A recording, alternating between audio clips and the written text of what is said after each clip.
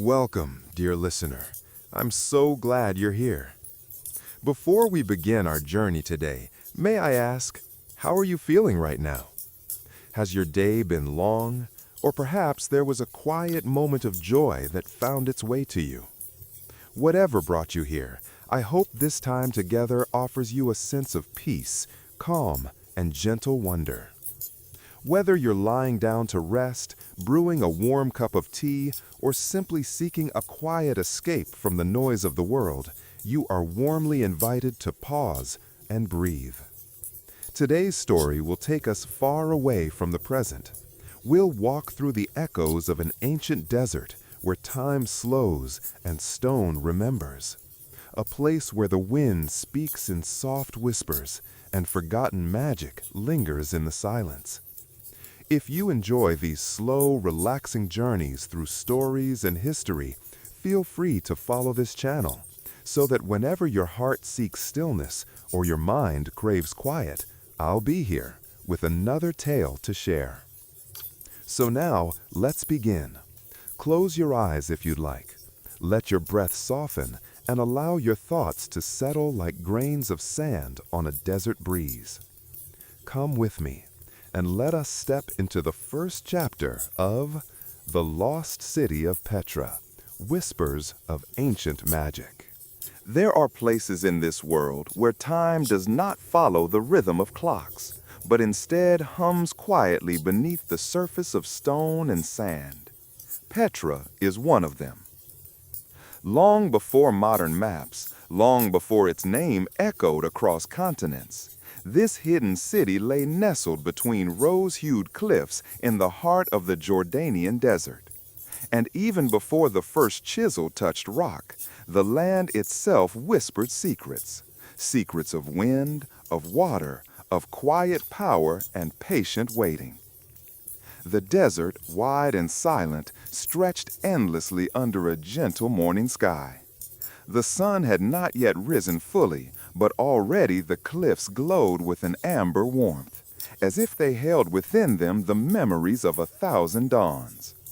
A soft breeze stirred the stillness, brushing over the sand with invisible hands, carrying with it the scent of earth and something older, perhaps memory, perhaps magic. And then light. A slow spill of golden sun crested the eastern rim of the sandstone walls, warming their facades one grain at a time. In the hush of that first light, the city seemed to wake, not with noise, but with presence. It was not a place one stumbled upon. It was a place that revealed itself when it was ready, and never a moment sooner. The treasury, Al-Khazna, stood like a dream at the mouth of the narrow gorge. Towering, symmetrical, impossibly intricate. Its facade, carved directly into the face of the rock, shimmered faintly in the morning sun, as if it had been shaped from the light itself. Pillars rose like solemn sentinels, crowned by a sculpted urn that had stood untouched for centuries. Not a sound disturbed the moment. No hammer echoed now, no voices called, and yet, if you stood quietly enough, you might hear it. The soft breath of history, alive within the stone. Many centuries ago, when the world was young in its knowing, there were people who listened to the desert. They were the Nabateans, nomads, traders, guardians of the land. They walked among the dunes not as conquerors, but as stewards, learning its rhythm, decoding its silences. The desert did not intimidate them. It welcomed them because they moved with reverence and understanding.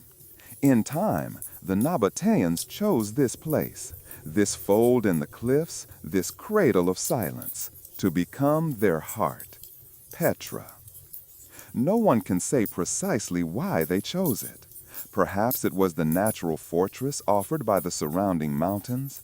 Perhaps it was the precious springs hidden beneath the rock. Or perhaps it was something else, a sense, an intuition, that this place was sacred, chosen not only by people, but by the land itself. They began to carve. Not to conquer the cliffs, but to listen to them. Their tools chipped patiently at the stone, revealing the forms they believed were already there. Each carving held purpose, each column a prayer. What rose from the cliffs was not simply a city. It was a dialogue between humans and earth, a gentle agreement shaped over lifetimes. In the early hours, before the sun grew strong, life in Petra would stir slowly.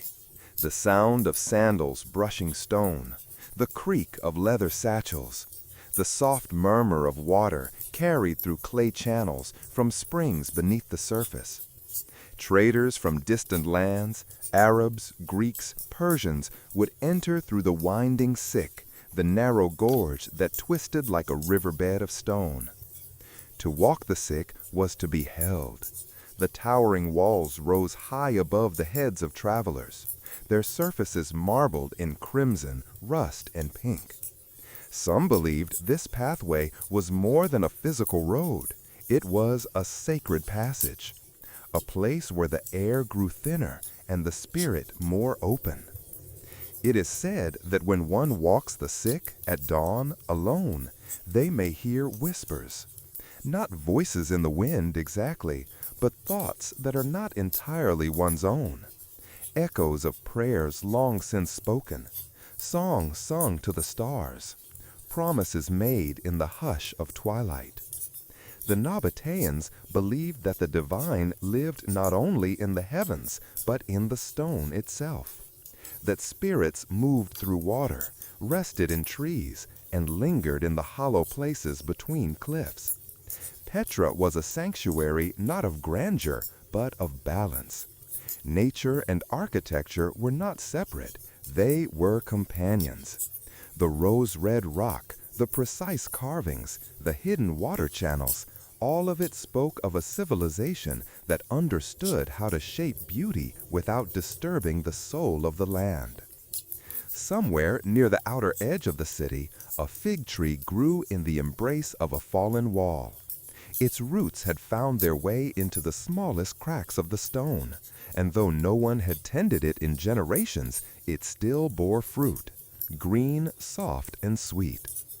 A pair of doves perched silently on its branches, watching the slow dance of light creeping over the ruins.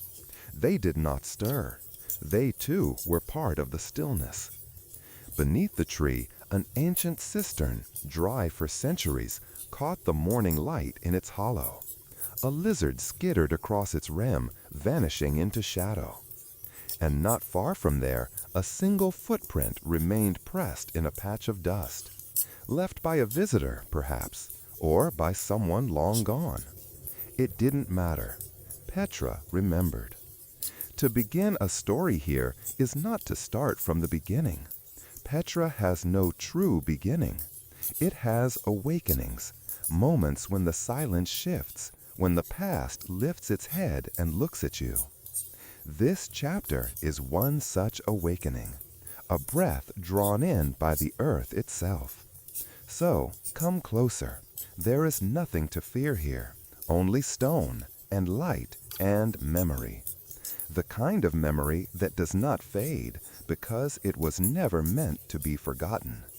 You are standing at the threshold of a city carved not just by hands, but by time, by belief, by something unseen.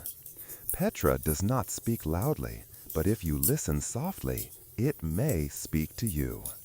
And so begins our journey. The sun, now fully risen, laid its golden touch across Petra's winding paths. The cliffs caught fire, not with heat, but with color. They blushed and shimmered in soft tones of rose, peach, and rust, each hue a brushstroke left by centuries of wind, water, and ancient sediment. To walk here was not merely to step on the earth, but to pass through a living painting, one shaped by nature's quiet hand. Not far from the treasury, down winding stone passages, The remains of homes and workshops sprawled gently against the landscape. There were no walls of grandeur here, only what was needed. Spaces carved not to impress, but to endure. Rooms smoothed by time. Doorways once crossed by laughing children, tired artisans, traveling merchants. The echoes of their footsteps were long gone, and yet the silence remembered them. One could almost imagine the soft rhythms of everyday life, the grinding of grain against stone, the flicker of firelight in shallow hearths, the murmur of prayer just before sleep. Petra was a city, yes, but it was also a home. And like any home, it held layers. Beneath the open-air structures lay hidden chambers, tombs, temples, cisterns, and secrets. The Nabateans had built not just for the present, but for all the lives that came after. They believed in what was unseen, in what lay beneath the surface. To them, death was not an ending, but a return, a reunion. And so they carved resting places into the cliffs with the same care they gave to their homes. The tomb of the obelisks stood tall near the beginning of the sick, its pointed shapes rising upward like fingers reaching to the stars. Each line etched into the stone was deliberate. Each shadow cast was measured. These tombs were not merely places of mourning, but of honor, connection, and quiet power. In Petra, the sacred did not shout, it whispered. A little deeper into the city, you would come upon the street of facades, a stretch of tall, elegant tombs carved in geometric layers, their forms echoing ancient Mesopotamian styles with Nabatean precision. Time had weathered their surfaces, but not their dignity. Their faces were softened now by centuries of sand and sun, like wise elders watching over the valley in patient silence. To walk this path was to walk beside the past. Perhaps you would notice small details, a worn symbol above a doorway, the faint outline of a flower, or the grooves in the steps where countless feet once passed. These were not relics, they were fingerprints, reminders that people had lived here, had loved here, had sung and argued and worked and rested under the same sky that now watched over you. And beyond the street of facades, the landscape opened into the heart of Petra, where water once flowed through carefully crafted channels and reservoirs. In a land where rain was rare and fleeting, the Nabateans had mastered the dance of preservation. They read the sky like scripture. They knew how to trap the briefest storm in a single pot, how to guide the flash floods from the mountains into still, patient pools.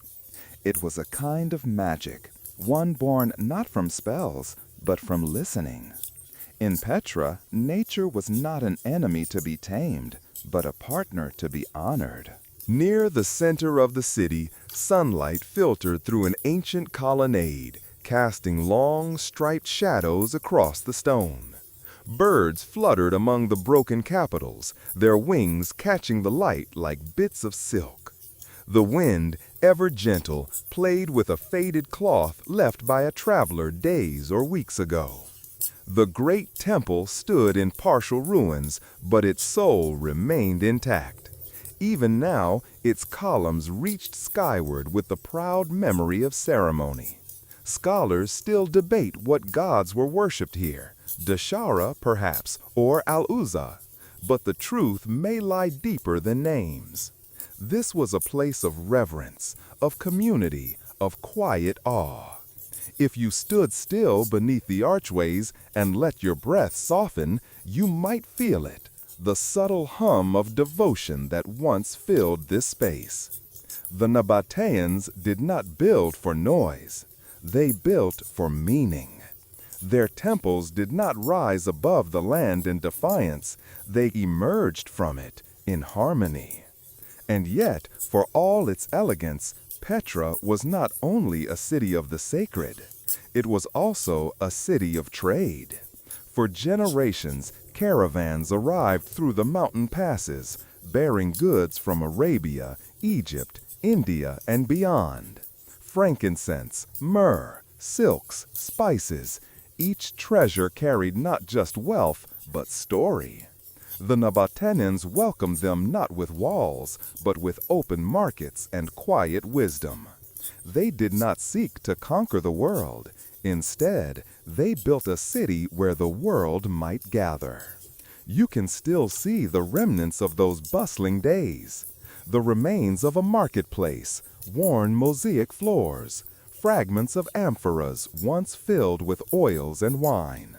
The very air still carries the ghost of conversation, the rhythm of bargaining, the rustle of fabric and hope.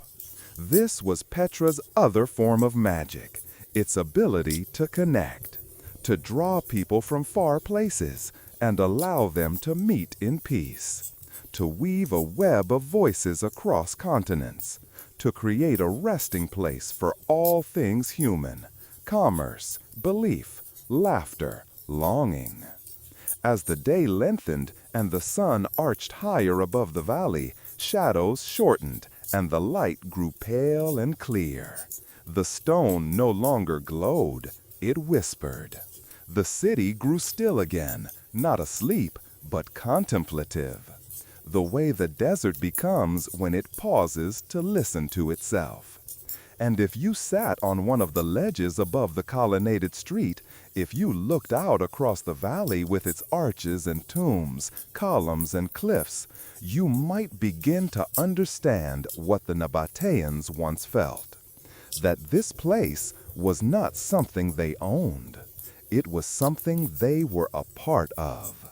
A pulse in the earth, a breath in the wind, a whisper in time. As afternoon gently settled over the desert valley, a golden hush fell upon Petra. The air, once crisp with the coolness of morning, now carried a dry warmth, soft and comforting, like a shawl draped over ancient shoulders. The city, carved not from ambition, but from wisdom, seemed to exhale slowly with the sun, revealing its secrets one breath at a time. Wander further beyond the temple ruins, and you would come to the base of a long stone stairway. This path, known to some as the route to Ad-Deir, the monastery, winds through sandstone ridges and quiet canyons, each step a soft echo of the pilgrims who once journeyed up this way. The climb was never just about distance. It was a meditation. Every twist in the path, every weathered step, reminded travelers of how the Nabateans lived, with reverence for the land and with patience for time. And then, just as the breath begins to deepen from the gentle exertion, the narrow trail opens, and there it stands, the monastery. Massive and majestic, it emerges not from the earth, but with it. Towering above the ledge, carved directly into the mountain, its facade is both imposing and serene. Unlike the intricate details of the treasury, the monastery offers a quieter grandeur. Its broad columns and rounded urn speak of strength, not in defiance, but in stillness. Scholars have long debated its purpose, temple, tomb, or monument. But perhaps it was all of these, or perhaps, like many sacred places, its purpose was simply to give space to the spirit. Here, even the breeze changes. It no longer rushes, it listens. Sit at the base of the monastery's shadow, and you'll notice the silence is not empty. It is full. Full of memories, of stories unsaid, of ancient prayers that have long since dissolved into wind. And in that silence, Petra speaks. It was in places like this, on high ridges, in narrow gorges, or deep within tombs, that the Nabateans practiced a kind of architecture that was as much spiritual as it was practical. They didn't build upward to challenge the heavens. They carved inward into stone to become part of the world. Their mastery was not only in design, but in listening. To the slope of rock, to the way light entered a canyon, to the path of water after a rare desert rain. The very way Petra is laid out speaks of this humility and harmony. Homes faced the morning sun. Temples caught the stars above. Reservoirs mirrored the sky. Every line carved had a reason. Every chamber held a breath of wonder. And so it was that this city, built in silence, surrounded by desert, grew into a crossroads of civilizations. Along the trade routes that passed through Petra came not only goods, but stories. Traders brought more than incense and silk. They brought beliefs, languages, melodies. In Petra, Egyptian amulets were found beside Greco-Roman statues. Arabian script mingled with Nabatean carvings. Indian spices blended into Mediterranean stews. The city was not merely a place of exchange, it was a place of transformation. And the Nabateans, wise in their openness, allowed Petra to breathe in the world without losing its soul. To walk through Petra is to walk through centuries of shared memory. A place where a Roman soldier may have bargained for myrrh beneath the gaze of a Nabatean priest. Where a Bedouin singer might have echoed a tune first brought by a caravan from the east. Where architecture carried the bones of Greece, Babylon, and Persia, but beat with a uniquely Petraean heart. As the afternoon sun began to tilt westward, long shadows spilled once again across the valley. They stretched across stone floors, traced the corners of columns, and reached into the silent hollows of forgotten rooms.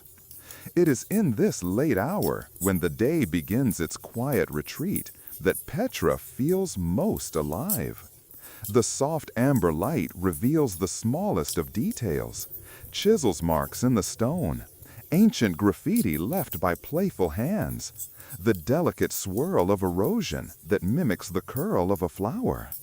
Each mark a sentence, each wall a paragraph, each chamber a story waiting to be read.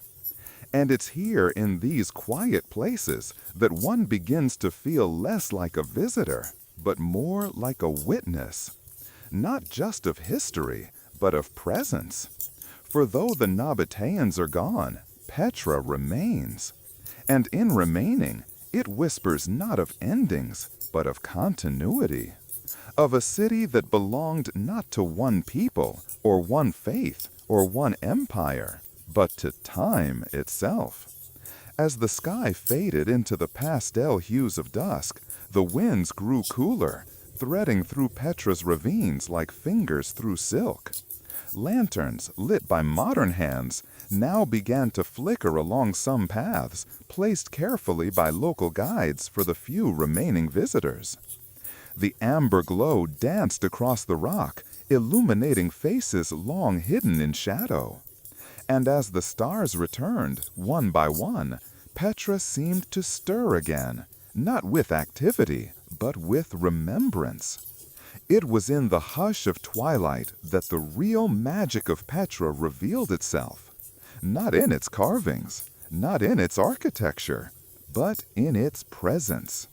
A place that listened as much as it spoke. A city of stone, yes, but also of spirit. And so, as darkness settled gently over the rose-red city, you may find yourself no longer looking at Petra, but feeling it. Its patience, its resilience, its quiet, enduring beauty. The desert does not forget, and neither does Petra. Night had fallen gently over the valley, and with it came a rare stillness. Not the silence of emptiness, but of sacredness, like the hush in a temple long after the prayers have faded. In Petra, the dark was not a curtain of absence, but a canvas of memory. The stars revealed themselves one by one, glimmering in the open sky above the canyons. From the cliffs, one could see them reflected faintly in the polished rock, like ancient eyes watching from above and below. A pale crescent moon hovered over the ridge, casting a silver glow over the city carved in stone. And in this quiet, something began to stir within the traveler's heart. Not fear, not longing, but awe. For when the light fades and the shapes blur into shadow, the soul becomes more attuned. One no longer sees only columns or carvings, but stories waiting patiently in the dark. It was said among the Bedouin, those who still call Petra home, that the stones of the city remember, that if one sat still long enough, the rock would speak, not in words, but in feelings, in impressions carried on the wind, in the warmth still lingering on a sun-kissed ledge, in the way the canyon walls seem to embrace, not confine. The desert, after all, had always been a place of revelation. Harsh, yes, but not cruel. Demanding, but never without reward. For those willing to listen, the sands offered truths older than memory. And Petra, nestled in the bosom of the mountains, was its most eloquent whisper. Beyond the grand facades and ceremonial tombs, there were narrow staircases leading into less traveled places, carved not for glory, but for life. Small dwellings tucked into rock hollows, cisterns hidden beneath thresholds, niches where families might have gathered under the flicker of an oil lamp, exchanging stories and bread. These were the true heartbeats of Petra, not the grandeur, but the gentleness. Imagine a mother grinding barley while the sound of footsteps echoes faintly through the sick. A child laughing as it runs barefoot through the dust. A merchant counting coins by moonlight, the scent of frankincense still clinging to his robe. These lives, though quiet, were not forgotten. They are preserved in the very grain of the sandstone, in the softness of worn thresholds, in the soot of ancient fire pits. The Nabateans, though masters of the grand, never abandoned the simple. And perhaps that is the greatest wonder of all. As the wind stirred through the passages, it carried not only sand, but memory. Memory of voices now long silent, of music once played on flutes carved from bone, of hymns sung to celestial gods beneath star-scattered skies. For the Nabateans believed in more than this world. They believed in what lay beyond it. Their temples were not only places of offering, but of observation. They aligned their structures with the heavens, charted the movement of stars, and named constellations that guided both trade and spirit. To walk through Petra was to walk through a calendar of the cosmos. Each structure pointed to a solstice. Each chamber bore a symbol. Each carving a message left for those who would come after. Not a warning, but a welcome. A reminder that while empires rise and fall, the earth endures. That the stars return. That memory, even when buried, can still rise again. By now, the traveler, whoever they may be, would have felt it. The shift from curiosity to communion. For Petra does not offer itself all at once. It opens like a desert flower, slowly, patiently, only to those who linger. And in the hush of midnight, when the pathways lie still and the world grows quiet, one begins to realize Petra is not a place to visit. It is a place to remember. Even if you've never been, even if your feet have never touched its ancient stones. Because somewhere in the architecture of your spirit, Petra already lives. So let the wind cradle you, let the stars guide you, and let the stories, old as the rocks themselves, wrap around you like a woven shawl of time. You are not alone here. You walk among echoes, among dreamers and traders, artisans and kings, priests and poets. Each one once stood where you stand now. Each one once paused to listen, to breathe, to wonder, and in doing so became part of Petra's endless unfolding. As the night deepens and the last embers of moonlight slide behind the cliffs, we gently bring this chapter to rest. But Petra does not sleep.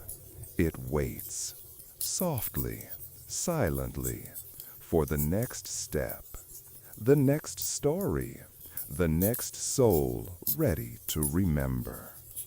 Have you ever walked through a place and felt the presence of lives long vanished? Not as ghosts, but as gentle impressions, footsteps pressed into time, barely visible, yet never truly erased. As the dawn begins to stretch across the narrow canyons of Petra, soft rays of light spill over the ancient city, revealing more than just beauty. They uncover purpose. You see, Petra was not merely carved for awe. It was carved to endure. And behind its grandeur lies a story of profound ingenuity, of a people who listened to the desert, spoke the language of stone, and wove their knowledge into every surface they touched. This is the heart of the Nabateans, a civilization that understood how to thrive, not in spite of the desert, but through deep harmony with it. The first secret lies beneath your feet, literally. As you tread through the dusty pathways winding past tombs and temples, you might not notice the subtle grooves along the sides of the path or the faint outlines of channels carved into the rock. But look closer. The Nabateans were masters of water, those rare architects of survival in a place where rain might visit only a handful of times each year. And yet, they built a city of fountains, cisterns, and lush courtyards. How? They listened. They studied the rhythm of rainfall, the texture of sandstone, the patterns of flash floods. They carved hidden channels into cliffs to guide the water, smoothing the flow, slowing its fury. They created underground reservoirs that held the precious drops until dry seasons came. Every drop was sacred, every stone shaped with intention. Even in silence, Petra speaks of balance. Further inside the city, past the shadowed tombs and the majestic columns, you find yourself at the base of a structure less famous than the treasury, but perhaps more telling. A temple. Its entrance is marked not with grandeur, but with symbols, stars, circles, serpents, and vines, etched into the rock with quiet reverence. To the Nabateans, nature was never separate from the divine. Their gods lived in the wind, in the mountains, in the water they so carefully kept. They worshipped not with monuments of domination, but with harmony. Their temples were not walled fortresses. They were open, welcoming the sun, the moon, the celestial bodies that ruled the seasons. The people of Petra were astronomers as much as builders. Many of their structures aligned with solstices, equinoxes, or constellations. The rising sun of the summer solstice, for instance, shines directly through sacred spaces, casting beams of light across altar stones, marking time not just for the sake of calendars, but for celebration, for planting, for prayer. They did not rule the desert. They belonged to it. And in doing so, the desert gave back. You walk further now, guided by the rustle of breeze through canyon walls. The air carries the scent of warmed sandstone, and somewhere in the distance, the faint echo of a flute played by a Bedouin guide drifts through the stillness. And here, among the rock-cut facades that rise like silent sentinels, you find what may be the most beautiful secret of all: the story of everyday life. For Petra was not only a city of ceremony, it was home. Archaeologists have uncovered intricate pottery, everyday tools, woven cloth, and carved toys. There were markets that bustled with trade, homes that buzzed with voices and meals, and schools where children learned the rhythms of stars and trade routes. Even the grandeur of Petra's architecture holds echoes of comfort. Homes carved close together to shield against the wind, courtyards that offered shade and song, walkways gently sloped for carts and tired feet. Here, beauty was not separate from practicality. The curve of a wall was both art and shelter. A column could be an offering to a god and a shade for a family. Petra thrived not on conquest, but connection. Trade routes stretched like arteries from Petra's heart to Egypt, Damascus, Arabia, even India and Rome. The Nabateans were merchants of incense, of myrrh and frankincense, spices and silk, but they were also merchants of culture. They absorbed ideas as skillfully as they traded goods. Greek columns stood beside native Nabatean shrines. Roman architectural flourishes blended with Eastern motifs. Language flowed like water, some inscriptions in Aramaic, others in Greek, still others in the Nabatean script, which would one day evolve into Arabic. And in this fusion, something rare emerged. Not just a city, but a vision. Petra was more than stone. It was a living dialogue between worlds, a place where the sacred and the practical, the local and the foreign, coexisted in elegant harmony. Even today, the stones hum with that spirit. As the sun rises higher and spills golden light over the peaks of Petra's facades, you begin to understand. The real magic of this lost civilization is not that it vanished, but that it remains. In the wisdom of its architecture, in the whispers of its water channels, in the rhythm of a people who built not only for themselves, but for time. And so we continue our walk, gently, humbly, through a city that still teaches, still invites, still breathes. We have only just begun. The path ahead narrows, drawing you deeper into the folds of rose-colored rock. Here, the silence becomes softer, less like emptiness, more like a gentle pause, as if the city itself is listening. Perhaps it is. In Petra, the walls have memory. And within that memory, we begin to find the voices of the Nabateans, not through grand speeches, but through the subtleties of what they left behind. Take, for instance, the tombs. There are hundreds of them, each carved into the cliffs, each different. Some simple, their entrances unadorned, fading back into shadow. Others are elaborate, with columns, staircases, and facades that echo the architecture of empires long past. To us, they are monuments, but to the Nabateans, they were stories. Stories of family, of status, of belief. These tombs were more than resting places. They were symbols of identity. The way a tomb was shaped or positioned told the world who you were, what you valued, and how you hoped to be remembered. Some were built high in the cliffs, perhaps to be closer to the sky. Others were nestled near the heart of the city, perhaps to remain part of the daily rhythm. No two tombs are exactly alike, just as no two lives ever were. Beyond the tombs, we find something unexpected, a theater. Cut directly into the mountain, it seats over 8,000 people.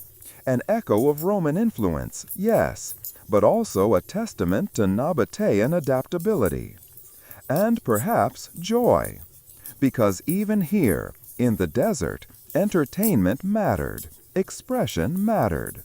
Music, storytelling, laughter, they were part of the fabric of Petra. The theater may have hosted plays or public meetings, celebrations of life and death, ceremonies beneath the open sky. You can almost hear it, can't you?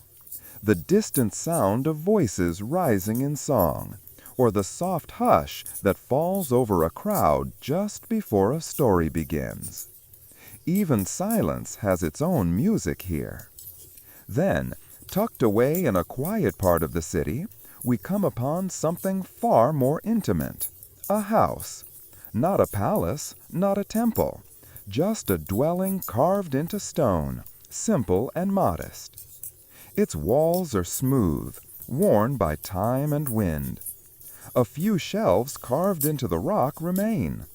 A place for lamps, a niche for a family god, a small channel leading outside, perhaps to drain water or to carry the cool desert air into the living space. It is here, in these small details, that the soul of Petra stirs most vividly. You begin to imagine the rhythm of daily life. The mother grinding spices, the father returning from the market, children tracing shapes in the dust with their fingers, a pot boiling slowly near the door, its scent mingling with the fragrance of incense, a quiet prayer whispered before sleep. These moments were not grand. They were human. And in that humanity, they become eternal. The more we see of Petra, the more we realize the city was not just a marvel of stone, but of soul. Because everything the Nabateans built was guided by more than necessity. It was guided by philosophy, by a belief in harmony, beauty, and flow. This is especially true in their water systems. Let's pause here for a moment. You are standing near a large cistern carved deep into the ground, shaded by overhanging rock. Inside, the air is cool, damp, still. The Nabateans designed this place not just to store water, but to protect it. Every curve of the rock directs rainwater in while filtering debris out. The walls are lined with a special plaster, resistant to erosion, smooth as silk. These techniques weren't improvised. They were inherited, perfected, and shared. Water was life, but it was also legacy. And then there are the trade routes. Petra's prosperity was not isolated. It pulsed like a heartbeat through the veins of the ancient world. Caravans arrived from distant lands, laden with incense from Arabia, silk from China, spices from India, glassware from Rome. But trade was never just an exchange of goods. It was a meeting of minds. The Nabateans welcomed foreign ideas, foreign gods, foreign styles, and blended them into something uniquely their own. You can see it in the architecture. Hellenistic facades paired with local artistry, Eastern motifs merged with Roman lines. They did not fear the outside. They invited it in. And so Petra became not a fortress, but a gathering, a convergence of the known world's dreams and philosophies, a sanctuary of exchange. As the sun begins its descent, golden shadows stretch across Petra's walls once more. The temperature cools and the air becomes still, as if the desert itself is catching its breath. And perhaps so should we. Because in this moment, standing between the living past and the breathing present, we realize something quiet, but profound. Petra is not a lost city. It is a conversation, one that continues through every carved stair, every cistern, every symbol etched in stone. The Nabateans may be gone, but they never truly left. Their thoughts remain, shaped in sandstone, waiting to be felt, not just seen. And as we step gently through this place, listening, learning, and remembering, we become part of the story too. Close your eyes for a moment if you will. Breathe in slowly. Now, imagine the narrow path of the sick, a winding gorge hemmed by towering cliffs that seem to lean in close as if whispering secrets into the stillness. This is no ordinary road. This is a passage veiled in reverence, where each footstep echoes with the weight of centuries. The Nabateans believe the sick to be sacred, a gateway not just to their city, but to a different state of being. To walk through the sick was to leave the mundane behind and enter a world where the physical and the spiritual intertwined. Even now, if you listen carefully, the wind between these stone walls seems to carry something beyond sound. A hush, a murmur, a whisper of ancient magic. The Nabateans were not merely builders. They were observers, watchers of the stars, interpreters of signs. They believed the cosmos was not something distant, but intimately connected to the world they carved from stone. Each part of Petra, from the orientation of the temples to the layout of ceremonial paths, was influenced by celestial alignment. The rising sun on the solstice would illuminate hidden carvings.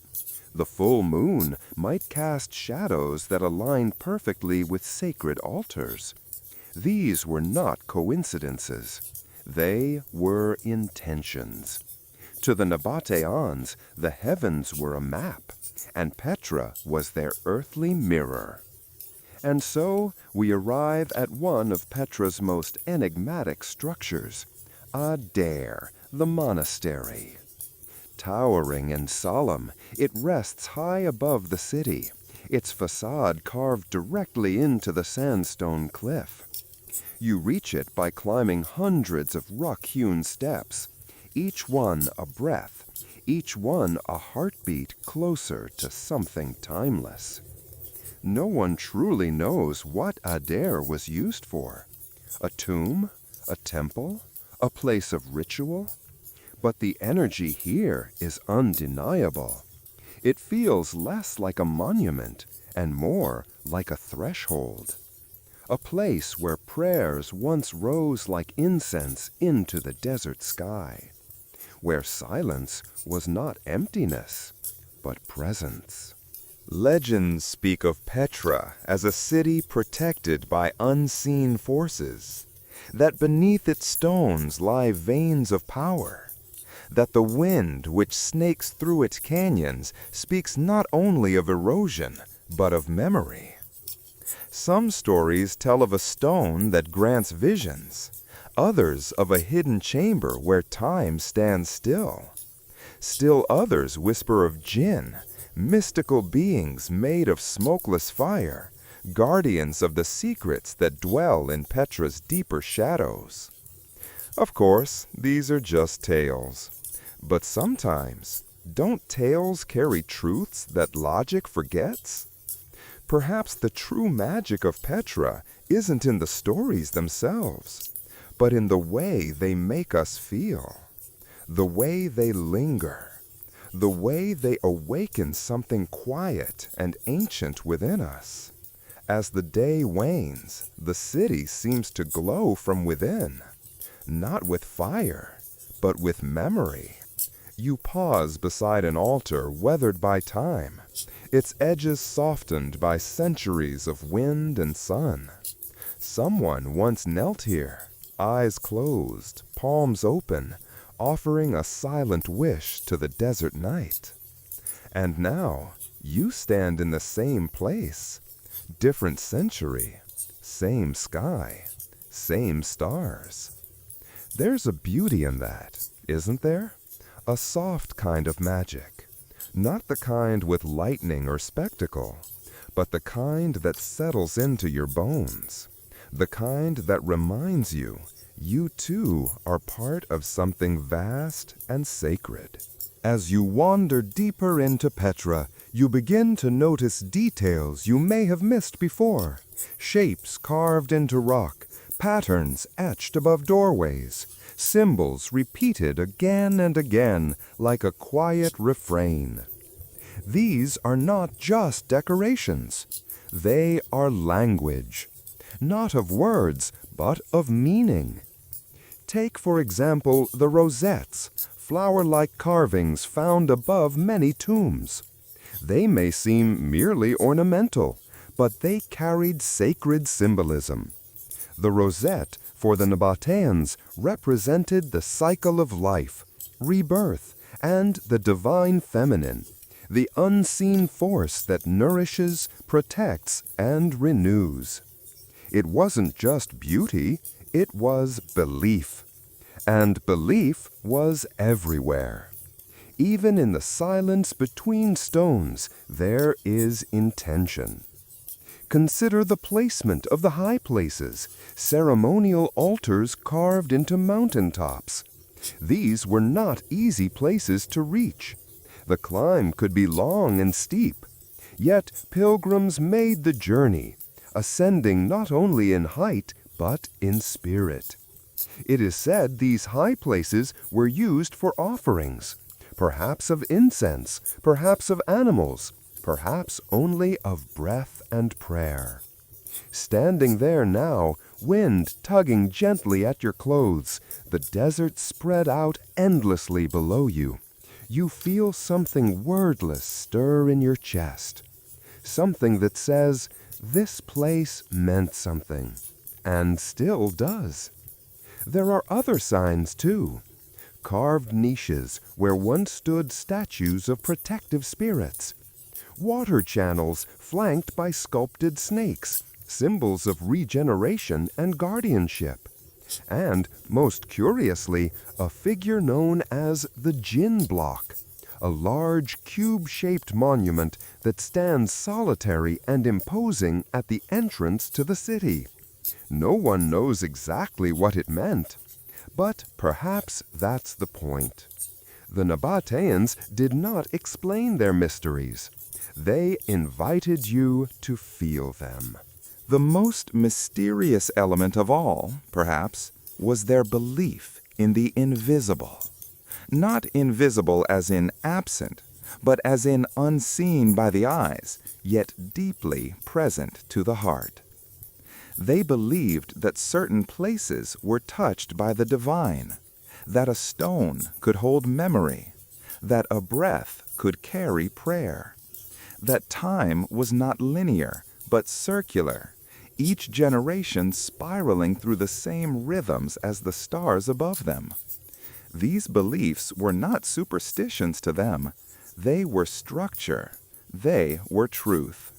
And they shaped the city as much as hammer or chisel ever could. One quiet evening, a Nabatean priest may have stood at a cliff's edge, looking toward Venus rising in the darkening sky. He may have offered a few drops of oil into the fire, murmured a name into the wind, and felt not alone, but heard. You can almost feel it now. That sense that the desert is alive in a way science cannot measure. A living breath echoing from stone to stone. A feeling that in Petra you are never truly alone. Not because of ghosts or spirits, but because of memory, because of reverence, because of the soft magic that lingers when a place has been loved deeply by those who came before. So here you are, walking gently among the shadows and light, not seeking treasure, but understanding, not chasing myths, but listening. Because sometimes the greatest magic of all is not what we see, but what we sense, what whispers to us softly, what invites us to remember what we too once believed in before the world taught us to forget. Dawn breaks softly over the desert. The first light touches the sandstone cliffs, and Petra awakens once more, not with noise, but with color. Warm hues of rose and gold stretch across the facades, catching in the grooves carved by centuries of wind, time, and human hands. This is a city that breathes without moving, that speaks without words, and somehow still lives. It is easy to imagine Petra as a place frozen in time, but that is not entirely true. Petra is not a ruin. It is a continuum, a quiet heartbeat stretching across generations.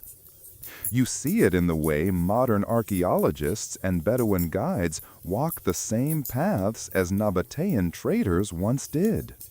You hear it in the stories passed down from grandfather to grandson, spoken over campfires and beneath starlit skies.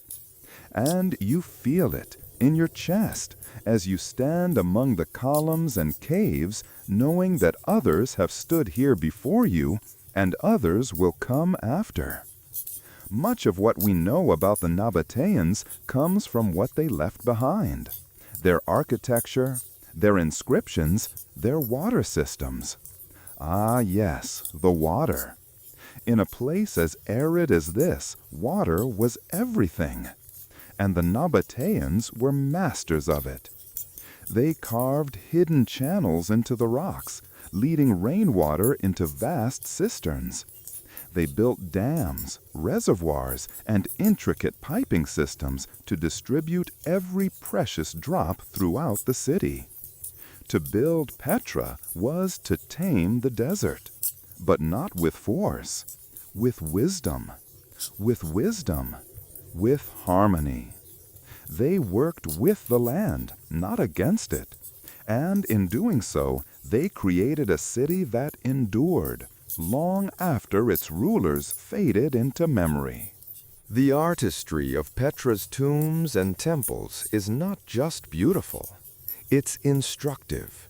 Later civilizations studied its techniques, learned from its engineering, and drew inspiration from its resilience. Even today, modern architects and hydrologists study Petra to understand how ancient minds solved complex problems without modern tools. Its legacy is not just historical. It is practical. It is living. And it reminds us that human ingenuity is not a modern invention. It has always been there, quietly, patiently, waiting in stone. Now walk with me through Petra's modern paths. The city, once forgotten, now welcomes visitors from every corner of the world. Children laugh in the distance. Tourists whisper in awe as they round the final turn of the Sick and behold the treasury bathed in morning light. And guiding many of them are the Bedouin, the desert's own storytellers. These descendants of nomads have long called this region home. For them, Petra is not just a destination. It's a memory, a grandmother's song, a father's tale, a place that pulses with meaning beyond what any guidebook can capture. They know the stones by touch. They know the winds by name. They carry Petra not just in their eyes, but in their hearts. One guide, perhaps with a smile softened by sun and time, leads a visitor to a quiet corner. Not the treasury, not the monastery, but a small, unassuming cave. There, he says, my great-grandfather was born. It's a simple moment, but profound, because in that instant, Petra is not ancient. It is alive. Music floats in from a nearby courtyard, a reed flute, a quiet drum. The melodies are old, older than maps or borders. They speak a language without translation, and yet they are understood, not by the mind, but by something deeper, by the part of you that recognizes a truth when it cannot be explained, by the part of you that still believes in wonder. As the sun begins to dip low, casting long shadows over the stone paths, you realize something. Petra does not belong to the past. It belongs to everyone who carries its story forward, to those who protect it, to those who visit, to those who remember. And now, to you. Nightfall. The last light fades from the peaks of the cliffs, and Petra descends once more into the quiet of dusk. Lanterns flicker in the hands of a few wanderers making their way back through the sick, their shadows long and soft on the canyon walls. But even in this gentle dark, Petra glows. From memory, from reverence, from a light that doesn't need flame to be seen. Petra was rediscovered by the Western world in 1812 when a Swiss explorer named Johann Ludwig Burckhardt disguised himself as an Arab traveler and was led by locals to the hidden city. At the time, much of Petra was buried beneath centuries of sand and silence. But what he found was not a ruin. It was a secret, cradled carefully by time, guarded lovingly by the desert. Word spread, and slowly the world began to listen again to Petra's voice. Archaeologists came, artists came, dreamers came, and with each footstep the stones remembered how to speak. In 1985, Petra was declared a UNESCO World Heritage Site, a recognition not just of its historical importance, but of its spiritual weight. The world agreed. This place mattered. Not just to Jordan, not just to scholars, but to all of us. Because Petra is a reminder of what we can build, not with conquest, but with care. Not with noise, but with stillness. Not in haste, but in harmony. Of course, recognition alone is not enough. The winds still blow, the rains still fall, and thousands of visitors now walk Petra's ancient paths each year. While that brings wonder, it also brings risk. Too many footsteps can wear down the delicate carvings. Too many hands can touch away the stories in the stone. So today, a quiet army of preservationists work behind the scenes. Scientists, historians, artisans, and local communities, using both ancient methods and modern technologies to keep Petra breathing for generations to come. Their work is slow, patient, unseen perhaps, but so was Petra for hundreds of years, and still it endured. But Petra's legacy isn't only about preservation, it's about inspiration. Artists paint it, poets write it, musicians compose melodies that echo its rhythms, and travelers, like you, carry it home in the softest parts of memory. The hush of the sick, the grandeur of the treasury, the sacred stillness at Adair. Petra becomes part of you, not as a postcard, not as a souvenir, but as a feeling, a knowing, a whisper. Some say Petra teaches us how to listen not just to history, but to the spaces between, to silence, to nature, to stone, and to our own hearts, which, like the city, sometimes hold wonders hidden beneath layers of time and dust. As the stars blink to life above the desert, you look up and see what the Nabateans once saw. The same sky, the same constellations, perhaps the same questions, and perhaps, if you sit quietly enough, the same answers. Because Petra speaks not in sentences, but in symbols, not in volume, but in vibration. And those who are willing to walk slowly, to listen deeply, will find something more than a city carved into stone. They'll find a reflection of what was, of what is, and of what can be. Some journeys never truly end. They stay with you, in memory, in silence, in the quiet places of the heart. And Petra is that kind of journey. You may leave its carved cliffs and dusty trails behind. You may step once more into a modern world full of movement and noise. But something has shifted, subtly, gently, like wind changing direction. In the soft stillness of the night, long after you've returned home, Petra returns to you. It comes not with grandeur, but with quiet images. A narrow gorge kissed by morning light. A temple facade turning gold beneath a descending sun. A melody played softly on a flute, echoing between stones. You carry these with you, not as souvenirs, but as symbols. Symbols of stillness, of wonder, of resilience. You begin to notice things differently. A crack in the pavement becomes a canyon. A shadow on the wall reminds you of a distant arch. The way light slips through blinds, it feels like the Sikh again, guiding you towards something ancient and sacred. Even your breath seems slower now, deeper, more thoughtful, as though Petra had taught you not just about a place, but about presence.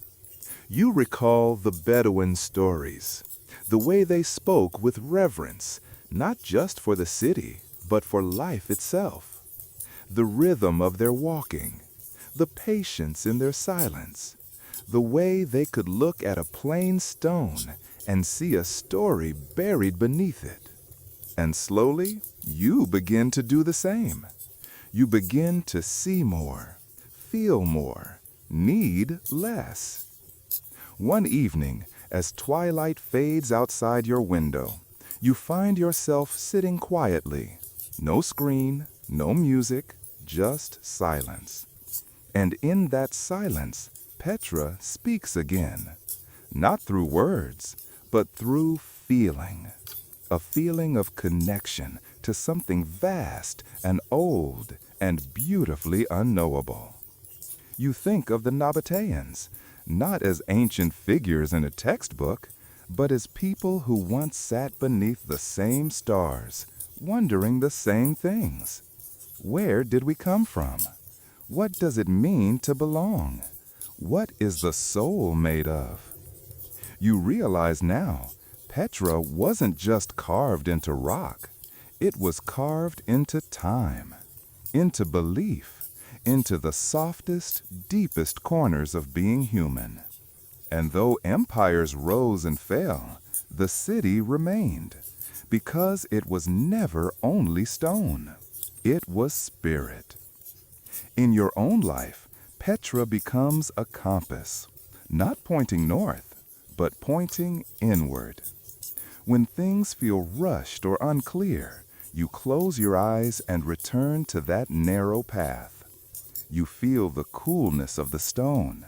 You hear the wind moving through ancient corridors. And somehow, you remember. You are not small.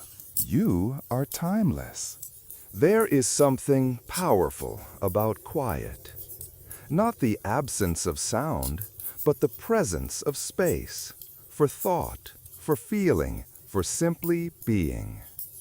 Petra, in its quiet majesty, offered you that space. And perhaps now, as you move through your days, you begin to create that same spaciousness within yourself.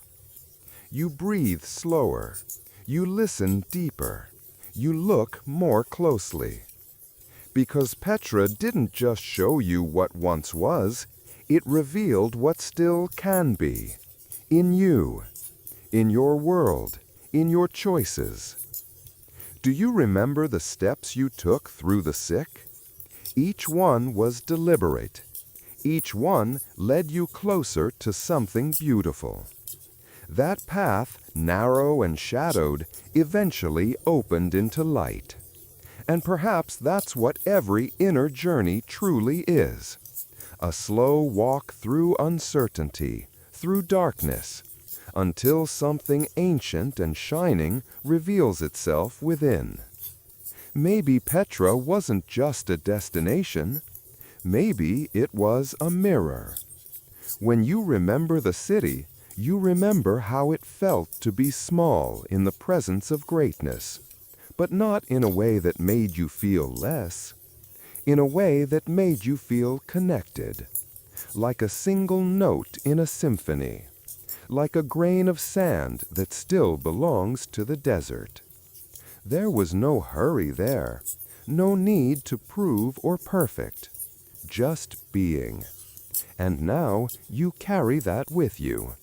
In busy streets, in quiet mornings, in the spaces between thoughts.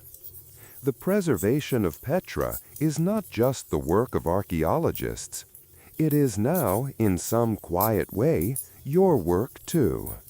To remember, to respect, to share, to protect not just the city, but what it represents. Stillness, wisdom, endurance, wonder. You may never walk its canyons again, but its paths have already shaped you. You are no longer just a visitor. You are a keeper of Petra's magic. And perhaps one day someone will sit beside you. Maybe they'll be tired, or rushed, or lost. And you'll remember this journey. You'll speak softly, maybe only a few words. Have you heard of Petra? And in your telling, gentle and slow, something will awaken in them too. A curiosity, a calm, a calling. Because stories, like cities, do not end. They are passed, stone to hand, hand to heart, heart to silence. So let this be your final step, a promise. To remember the quiet, to live with intention, to hold a piece of ancient wonder in a modern world. And when the world feels too loud, too fast, or too heavy, return. Not by plane, not by map, but by breath, by stillness, by memory. There, Petra waits, always. There is something powerful about quiet. Not the absence of sound, but the presence of space, for thought, for feeling, for simply being. Petra, in its quiet majesty, offered you that space. And perhaps now, as you move through your days, you begin to create that same spaciousness within yourself. You breathe slower. You listen deeper. You look more closely. Because Petra didn't just show you what once was, it revealed what still can be. In you, in your world, in your choices. Do you remember the steps you took through the sick? Each one was deliberate. Each one led you closer to something beautiful. That path, narrow and shadowed, eventually opened into light. And perhaps that's what every inner journey truly is. A slow walk through uncertainty, through darkness, until something ancient and shining reveals itself within. Maybe Petra wasn't just a destination. Maybe it was a mirror. When you remember the city, you remember how it felt to be small in the presence of greatness, but not in a way that made you feel less, in a way that made you feel connected, like a single note in a symphony, like a grain of sand that still belongs to the desert. There was no hurry there, no need to prove or perfect, just being. And now you carry that with you. In busy streets, in quiet mornings, in the spaces between thoughts. The preservation of Petra is not just the work of archaeologists. It is now, in some quiet way, your work too. To remember, to respect, to share, to protect not just the city, but what it represents. Stillness, wisdom, endurance, wonder. You may never walk its canyons again, but its paths have already shaped you. You are no longer just a visitor. You are a keeper of Petra's magic. And perhaps one day someone will sit beside you. Maybe they'll be tired, or rushed, or lost. And you'll remember this journey. You'll speak softly, maybe only a few words. Have you heard of Petra? And in your telling, gentle and slow, something will awaken in them too. A curiosity, a calm, a calling. Because stories, like cities, do not end. They are passed, stone to hand to heart, heart to silence. So let this be your final step, a promise, to remember the quiet, to live with intention, to hold a piece of ancient wonder in a modern world. And when the world feels too loud, too fast, or too heavy, return, not by plane, not by map, but by breath, by stillness, by memory. There, Petra waits, always. And so, dear listener, our gentle journey through the rose-colored canyons of Petra comes to a close. But endings, as you know, are often just quieter beginnings. As we step away from the whispering stones and sunlit cliffs, may a part of Petra remain with you, in your breath, your stillness, your sense of wonder. Not every journey needs a suitcase. Sometimes the deepest travels happen within. And when the world feels heavy, when the days move too fast, you'll know the way back. Just close your eyes, take a slow, steady breath, and listen for the ancient magic still echoing softly beneath the sands of time. If this story has brought you comfort, peace, or even a moment of stillness, I gently invite you to stay connected. Subscribe, follow, or simply leave a quiet comment to let me know you're walking this path with me. Your presence here means more than you know. Every word you share helps this calm little corner of the world reach someone else who may need it. There are many more stories waiting, of lost cities, forgotten forests, and sacred whispers hidden between the stars. But for now, rest. Let Petra cradle your thoughts tonight. And when you're ready, we'll begin again. Until next time, may you walk gently, dream deeply, and never forget the magic that lives in silence.